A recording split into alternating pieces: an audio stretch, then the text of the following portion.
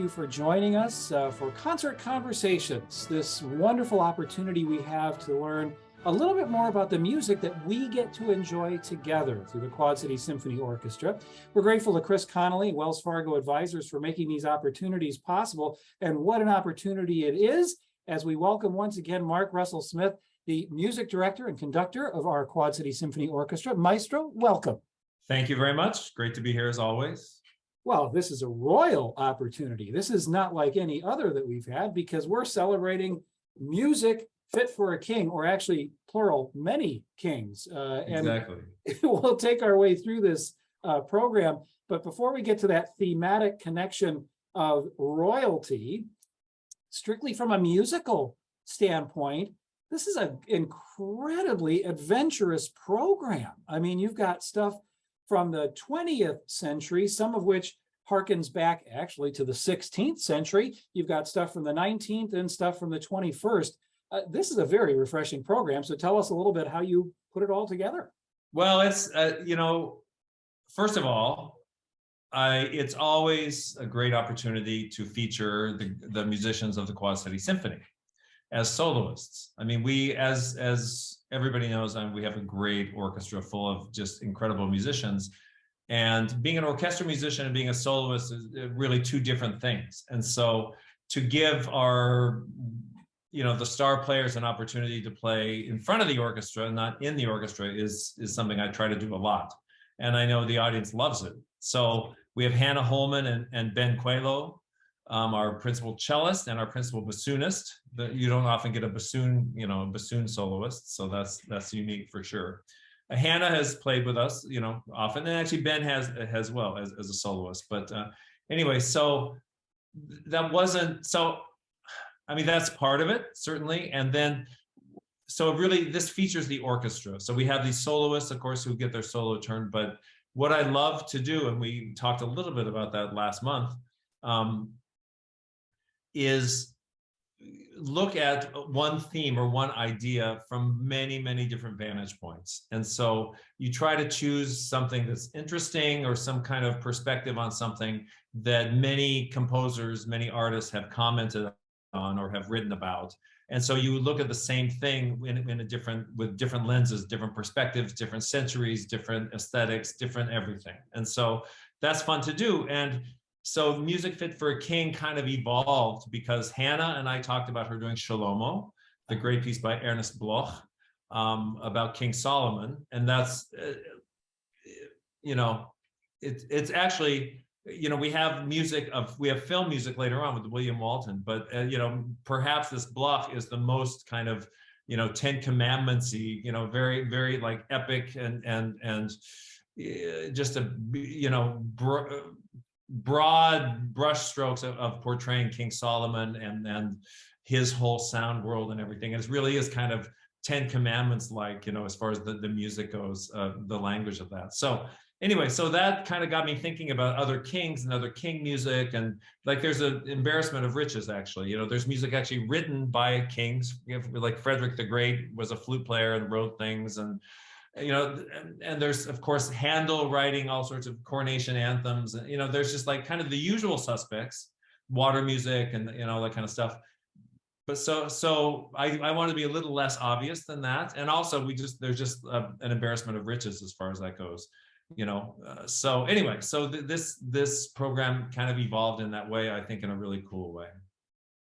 Well, it is. The other thing I got to tell you that I really like about this program is there's so much story behind each piece that we get a chance to tell. And so if you don't mind, we'll dive right into the opening work, Duke Ellington's The Three Black Kings. Right. And that also means that Solomon gets a couple of plays on this. The first of the Three Black Kings that Ellington tries to capture is actually Balthazar, who in popular myth was the African originated or black king of the three wise men from the east. And then the second movement is kind of an evocation of Solomon. And then the third of the three kings is Dr. Martin Luther King. And we know from Duke Ellington's son, Marcus, that his father was attempting to eulogize Dr. King, because this work came out about, I think, about 6 years after his murder. Right. And so it's very fresh in the psyche of the nation, as well as in the spirit of the composer. But the stories behind all of this, I guess, and it started because Duke Ellington was in Barcelona and saw a stained glass window in a cathedral and thought that there was something to that. So I mean, Right. it's visual, it's historic, it's mythical. Great way to start a concert. Well, it is a great way to start a concert, and Duke Ellington is, truly one of the great American voices in music, period. No matter what he's writing for, whether it's a jazz ensemble or solo piano or whatever, he did write, there's 3 or 4 orchestral suites. He's written some ballets. I mean, he got into the orchestra realm and loved the colors and the opportunities that the full orchestra gave him. And so, yeah, I familiarized myself with this piece early on when I was really young, associate conductor of the Phoenix Symphony, and I would do a Christmas program every year. And so really trying to find cool, out of the way pieces. So I did actually the, Balthazar movement quite often. And so it has, African drums and a really cool feel, and marimba, and, just it's a cool piece. And so, and the rest of it too, I've done. And then the Martin Luther King, very gospel-y with a jazz soloist and the whole gospel swing, and so 3 super diverse kings, and I just love the music, and I love the voice of Ellington, and I love us being able to present that voice, which isn't really obviously associated with symphonic music often. And so, to show a different side of him and to honor a great, again, one of the great American musicians is, I think, a great way to start the program.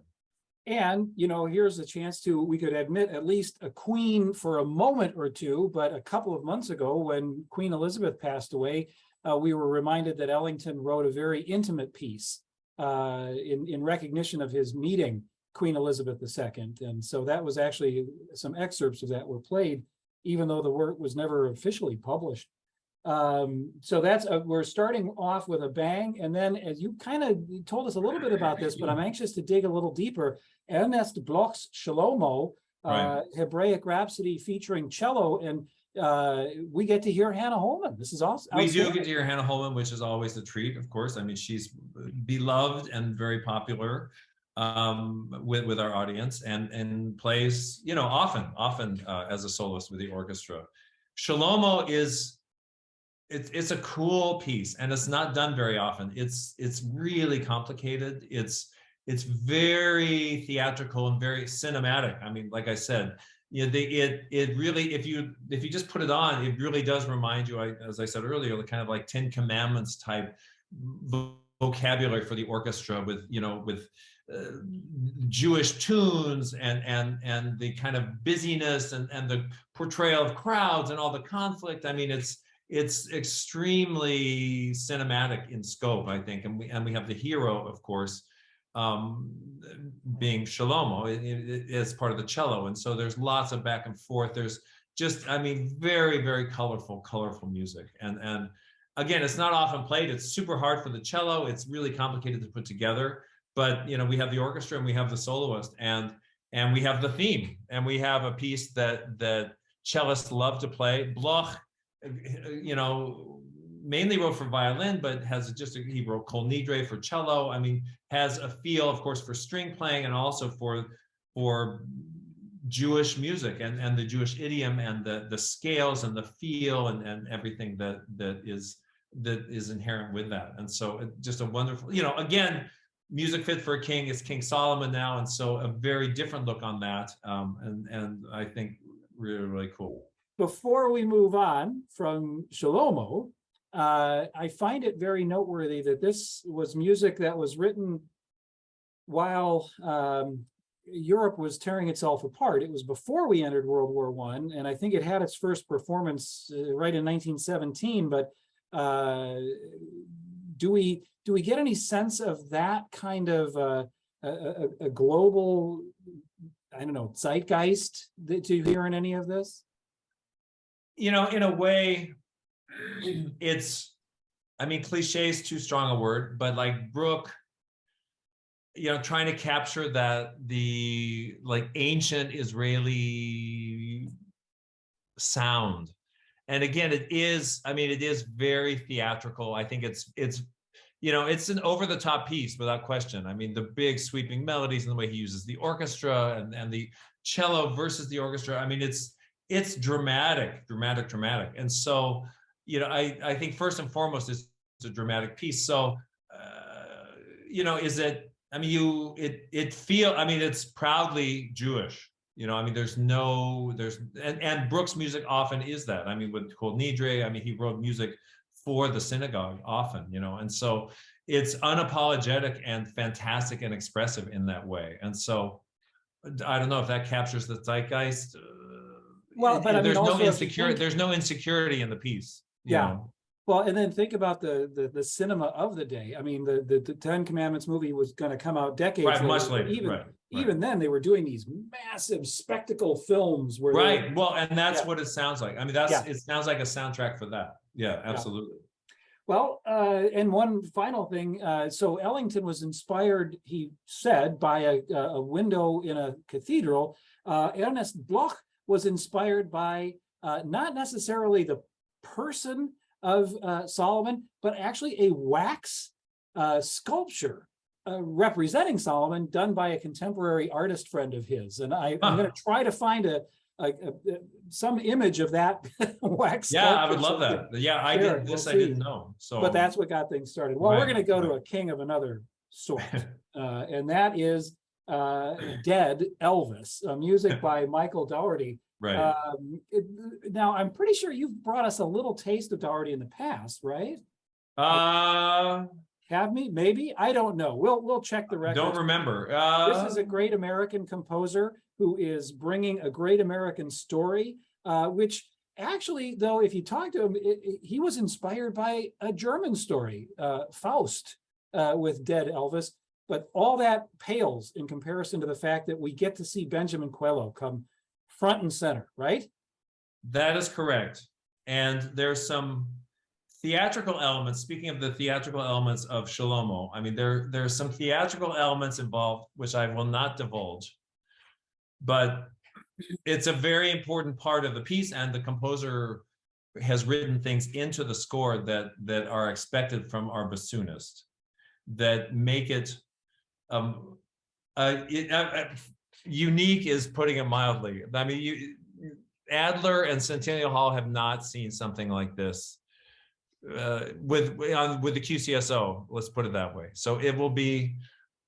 I mean, again, it's part of a wonderful festival of music, and it's I mean, if there's a musical manifestation of kitsch, this is the piece. It's kitsch. If you like kitsch. Or if you can tolerate like 9 minutes of kitsch, then you're gonna love it. I mean, it's unapologetically, and Dougherty is like this. I mean, he's American. Like, he uses rock and roll, he uses everything, and like with this, it's like an old Elvis. Let's say, I mean, it's quite an image. The old, like, aging Elvis. Anyway, so he's trying to capture that in music, and he does really well. He does it musically, but he also does it like theatrically. This, friends, I'm always going to encourage you to listen to these concerts after the fact on WVIK, but that's not enough for this one. You have to come and see what's going to happen. You definitely. This is the Adler. Right. It's a theater piece. It's a theater piece with music, and so you have to be there. You have to be there. The other thing that I like, just from a musical point of view, is we're going to have back-to-back. We'll have a cello, in a sense, evoking a human voice, right? And there's nothing new about that. A cello is very human voice-like.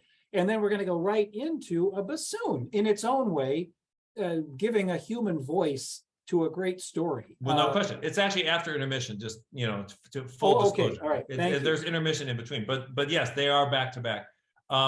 Yeah, look, I mean, the bassoon is Elvis.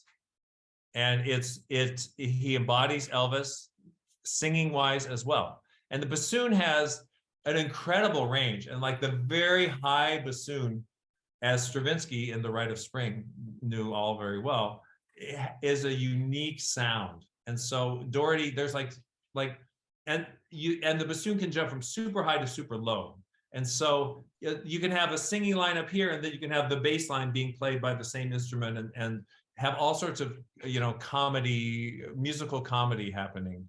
So absolutely, Elvis, the bassoon Elvis is singing some Elvis songs that everybody will know.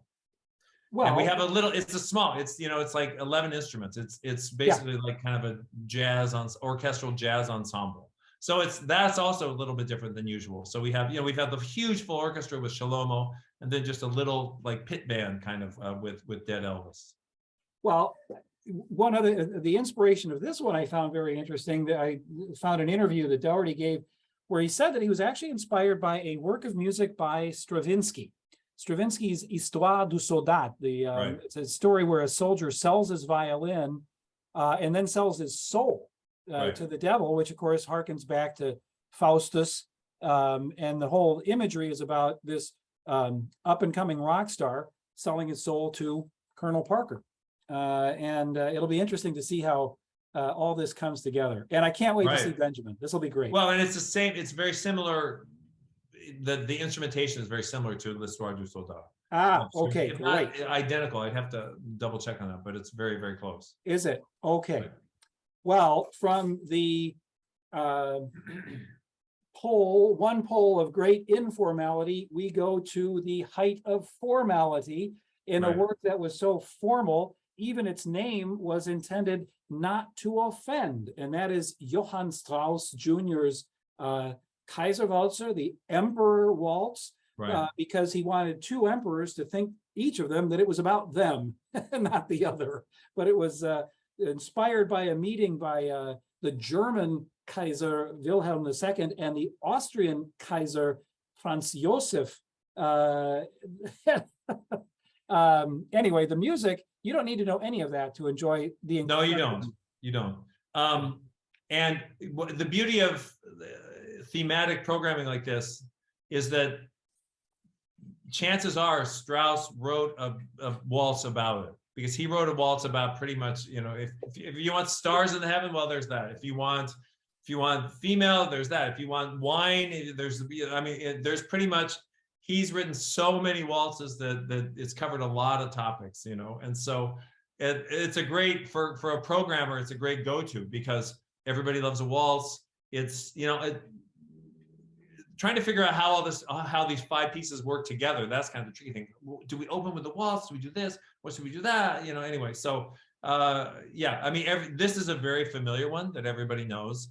If you know the Vienna, New Year's Day concerts, or Willy Boskovsky, and if you're an old time music fan, then you certainly know the Emperor waltzes. And so I have to say, we have a certain way with waltzes. We did last year, we did Frühlingsstimmen, voices of spring.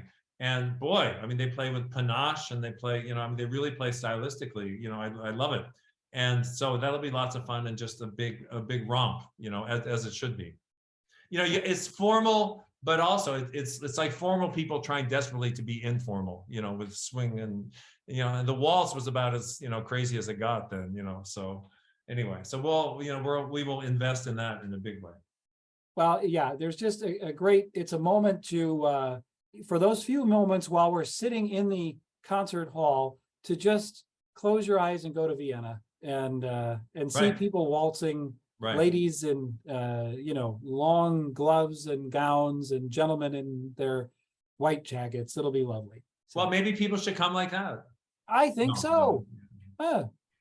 We could have a waltz. Anyway. If anyone can make it happen, it's you.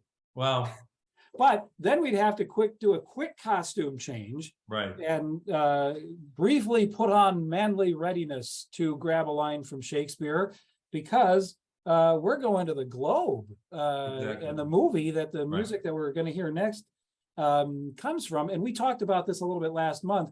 It's a great cinematography, because it opens in Shakespeare's Globe, which did not exist in 1944. What you see there is a tourist. It's a reconstruction of the Globe today, but this was all from the mind of Sir Laurence Olivier, and from the heart, soul, and mind of William Walton, the Henry V Suite.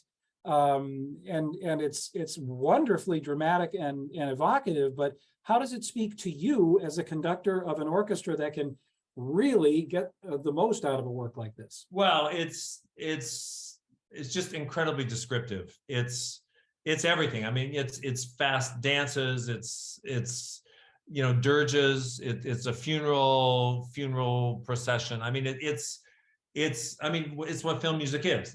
Very colorful and very evocative. And the beauty of it is, it stands. Even without the film, without the film, it evokes. And so all the images are left to us. If you don't know the film, the images are left to us to imagine, but it's crystal clear. I mean, the battle and the distant horns, and then the Falstaff's death. I mean, all sorts of just human powerful moments, and then heroic moments, and big sweeping brass and intimate strings. He's a great colorist and uses the orchestra, incredibly well. And it's just flashy and it is not unlike ending with a John Williams. I mean, everybody loves it, and it uses the full orchestra, and it's just like, testosterone filled and also intimate and loving, and it just covers all the ground. And so boom, it's just out there. And I think it's a great way to end this. And again, so different than everything else. Each of these 5 pieces is just the commonality is the music for a king, and that's it. Otherwise, the language is different, the aesthetic is different, the goal is different. And so that's what I think makes for a cool piece, and kind of obviously fits it all together. Well, a question I had for you, in putting together some notes for this conversation, I wasn't aware that one of the inspirations Walton had was he dug up some 16th century French soldiers' songs. I mean, right. that they had captured, in addition to some English Elizabethan music, to give him some inspiration. But I'm trying to remember, and I don't want to listen again until I hear you perform it, where those French soldier songs might come in. Well, I bet. I don't know for sure. I bet. There's their depiction of battle. Yes. There's the big battle with. And actually, I have to say, before I ever saw a score, I heard it, and I thought, oh my God, this must be for like gigantic orchestra. But it's not as it's for a standard size orchestra. I thought there'd like be 8 horns and 50 trumpets, but he uses it. He's so skillful that he makes a relatively standard size orchestra just sound like $1 million, and so again, super colorful. There's some marches, there's some old, I bet it's in the war scene that those French pieces come up. Well, 2 layers of history here. First, of course, it depicts very vividly the Battle of Agincourt, where Henry V was challenged for the English throne, and he decided not to wait around. He went ahead and mounted an invasion of France, incredibly outnumbered, but he used tactics and smarts to defeat a much larger, better armored and equipped force. But it was made in 1944. And at the time, when they filmed those scenes, they actually took the production to Ireland because there were too many bombings. They couldn't count on having all these people in a field and not get bombed, right? So there's that layer. I would say to you, Maestro, we talked last month about the 2 famous film versions of Henry V. I completely neglected one that I'm very enamored with, and that is a movie that came out, I think, just in the last couple of years, called The King, starring this exciting young actor, Timothy Chalamet. Mm-hmm. And it's not real, it's sort of an evocation of Shakespeare's Henry V. But if you're looking for something to really get in the mood for this incredible music, I would strongly recommend Timothy Chalamet's The King. As a great way to get your head in the right place. Right. But our bodies will be in the right places if we are in the Adler Theater Saturday night, or in Centennial Hall Sunday afternoon. Maestro, before we wrap things up, would you or your lovely dogs have anything you'd like to add to the conversation? No, I just think, each of our 6 programs is different. And so we have Beethoven 9 to open, and now we have this, this kind of potpourri of things and next we'll have a world premiere of a guitar concerto and kind of chamber orchestra things. And so like each and every program is different, a different sound world and a different idea. And so you can't miss any of them, and I just invite people to come share with this experience. This one especially is, if there's somebody who hasn't been to orchestra before, I mean, this is one where it's like there's so many different things going on and so much diverse stuff happening that there's something for everybody here. Well, and I would strongly recommend, friends, this is a great program to invite a friend to, maybe somebody who has not been to the Quad City Symphony Orchestra, maybe a young person in your life or something. Bring somebody to this concert with you, and you will be seen as a rock star. Right, it's absolutely true. I mean, Hannah and Ben are like magnetic performers and great members of the community and beloved. And then, Duke Ellington, William Walton, what can you say? I mean, I'm really looking forward to this program. Well, we're grateful to Benjamin and Hannah, and of course to you, Maestro, for bringing all this to us. We're grateful to Chris Connolly and Wells Fargo Advisors for making the series possible.